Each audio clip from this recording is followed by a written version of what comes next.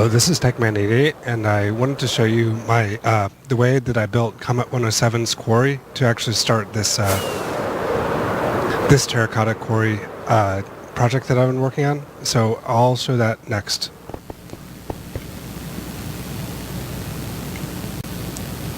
So if you don't know the operation of this, it's just kind of like this, where you sit here and you launch the TNT. Then you would want to go back and forth a little bit and check.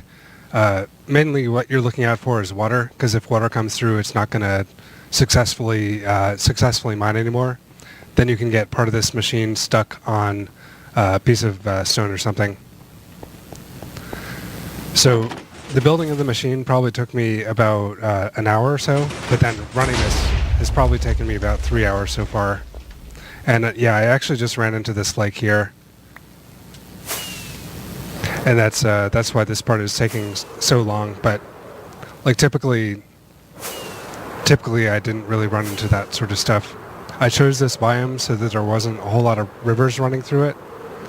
And even a lot of the rivers around these sort of biomes, they don't contain a lot of actual water. So I think it is pretty cool.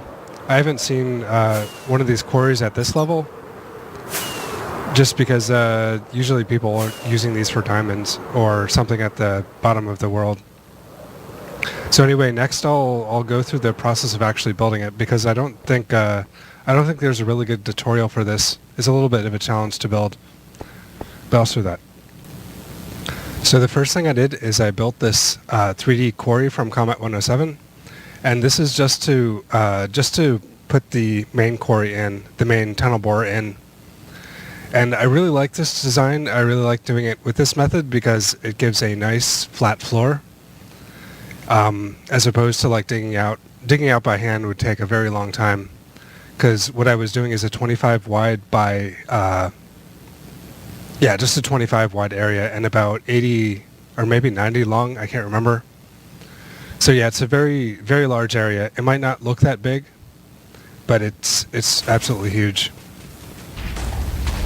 And by the way, I'm just recording over a video. I'm just doing a voiceover, a video that I already recorded, because I didn't want to be turning on the voice all the time while I recorded that. But yeah, this is just the single TNT coming down. It's not the dual one that can clear all the way down to bedrock more easily. So yeah, it's just going to be the one for each time the machine moves.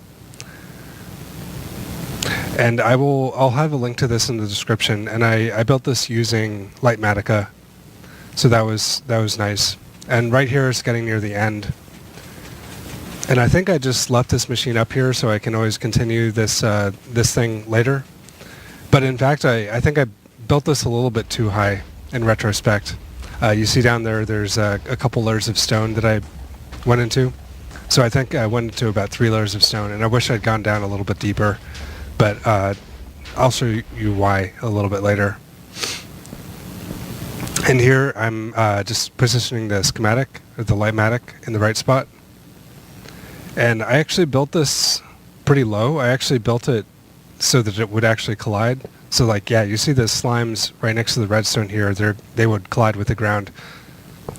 But this is actually really nice, because I could build it really low and then just carve out those areas next to this, the slime afterwards. And then the next thing I'm going to do is build the instant wire in the back. I didn't think that building from top to the bottom was smart in this. It's better to build actually from the back to the front. So yeah, here's placing the instant wire, and I'm just placing slimestone, or slime, all the way down. Then I can fill in and carve out the areas that are a different block.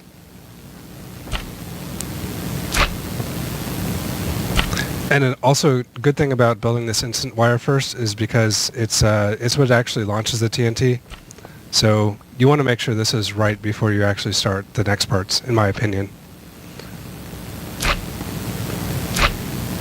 And I do a lot of this just running back and forth and placing all of the single blocks at once. That's just I think that's a lot easier. especially when you have a flat floor like this. And as I was saying, this took me about an hour in total to build. And that's with all of the figuring out of the order to build it. And this is 90 blocks wide, so a fairly large machine.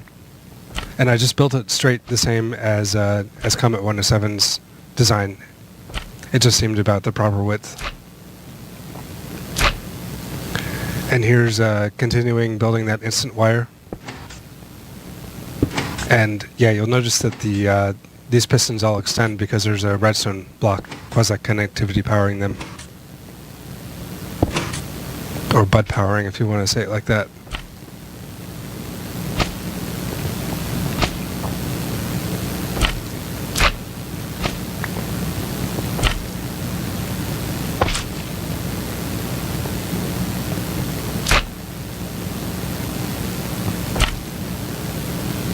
I guess I do build a little bit slowly, but I'm trying to be deliberate. Because if you accidentally activate a part of this without thinking about it, then you're in bad luck.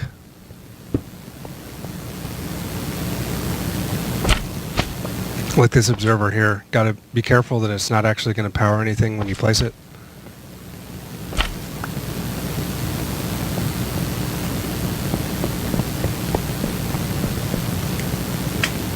This part I skipped a bunch here, but I'm just walking along building the flying machines. You can't actually build them where the schematic tells you to build them.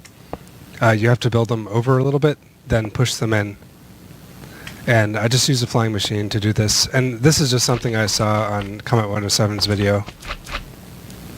I think there is actually a way to change the schematic so that you don't need to do this step. Like you can use maybe pumpkins to put a rail on top of. But yeah, this does work. It's not terribly hard.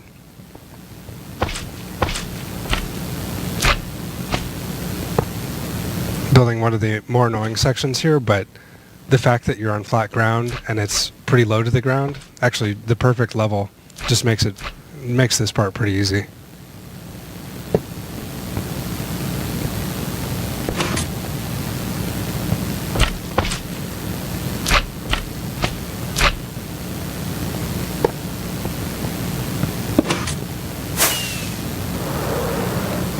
Just going up for an inspection. And actually at this point it's almost done. This goes quicker than you might think.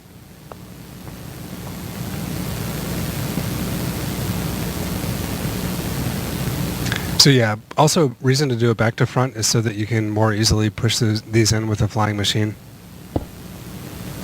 And I guess I'm just finishing this up now. I wanted to completely assemble the flying machine, or mostly assemble it, put the TNT in there and everything, before pushing in the rail and stuff to fully build it. Now I'm just placing the dead coral,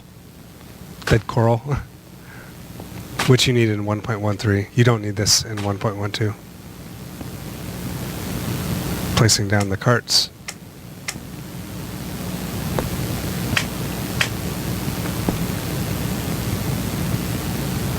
And lastly, the TNT. And also, while I was doing this, I made a lot of backups.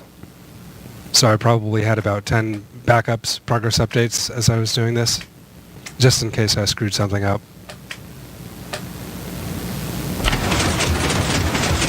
Here's where I screwed up. You can see the rail carts are being pushed over too far. So then I put in pumpkins to stop them here. And the pumpkins will just get destroyed when you actually start the machine.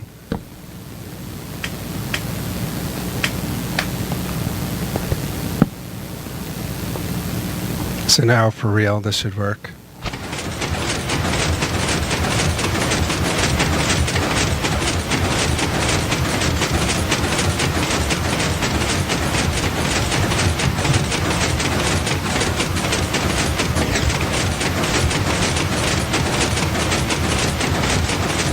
So you can see the schematic is actually matching the real thing.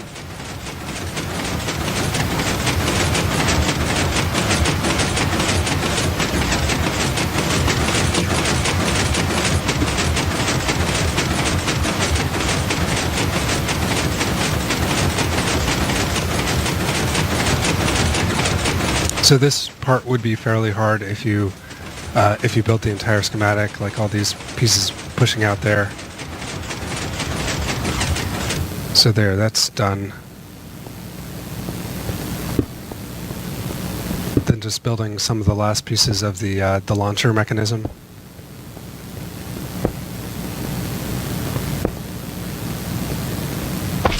And again, in this part, I'm just building a long line because I saw most of these parallel slime blocks.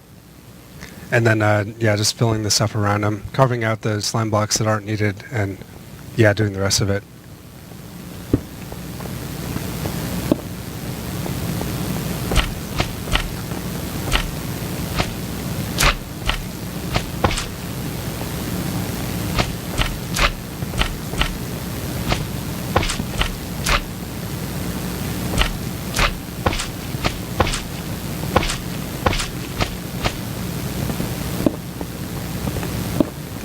And this is one of the last few pistons to place. But you do need to make sure you place those before you place the redstone on top of it, because those are bud powered. Here I'm just placing some slime blocks up here to put the iron trapdoors under, and it's very nice to have an ender pearl here.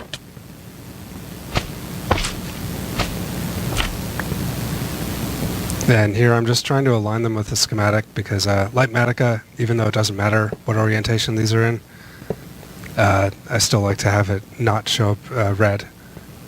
So yeah, now I'm putting the final redstone blocks on here that would bud power one of those pistons.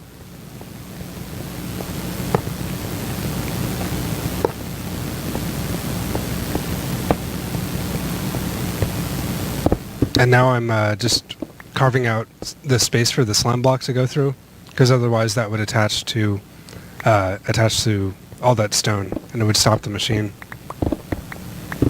And I'm not carving these out the full way this time, just yet. But yeah, you would absolutely want to make sure none of these got trapped in the slime, because that would destroy your machine. And this is test 1, and I think it fails. I think I blew up half of the machine.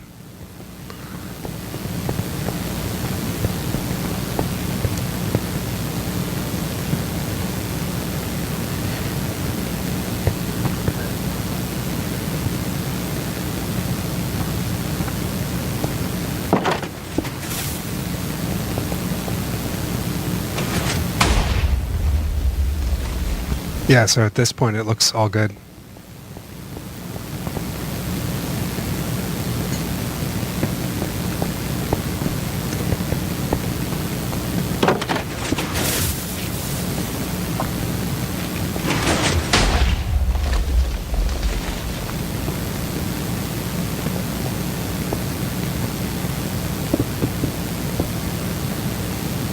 And here I'm just finishing up these channels for it to go through.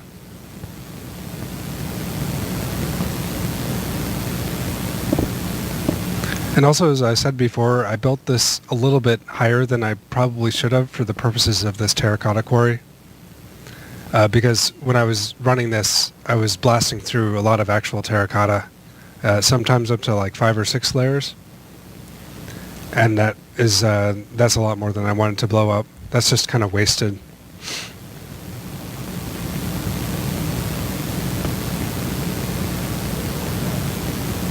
But I also wanted to play this on the safe side.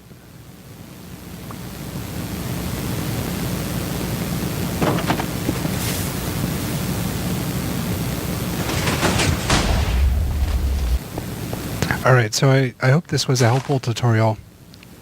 I know it's kind of slow, but I think it's probably good to have at least another opinion on actually how to build this, even if it's a schematic. It's better to have that, just to know the order. And I think also just using this quarry to clear out that area, I think that's better. I think it's really nice to have this this flat area rather than run a tunnel bore through it that'll leave some mess like you can see here. And if you can't tell, I'm kind of sick right now. I have a cold, so that's why my voice might sound a little different. And this right here is the operation of it. It's really a whole lot of this. It can get pretty boring, but it's not too bad, I would say. And yeah, the most important thing you're doing when you run this is you want to make sure there's no water you're running into. Like if you see water, you want to clear it out immediately. You don't want to wait any time. And I think there's some water about to pop through here. And I actually did break the machine at one point doing this because some water came through and I tried to blast through a couple blocks. Yeah, it looked kind of like this. And I removed the water, but I forgot to remove a couple blocks around there. Not in this case, it was a different case. So they couldn't remove the stone, and the stone got caught on some slime stone, and it got part of the machine stuck. So anyway, yeah, I hope you found this useful, and thank you for watching, and goodbye.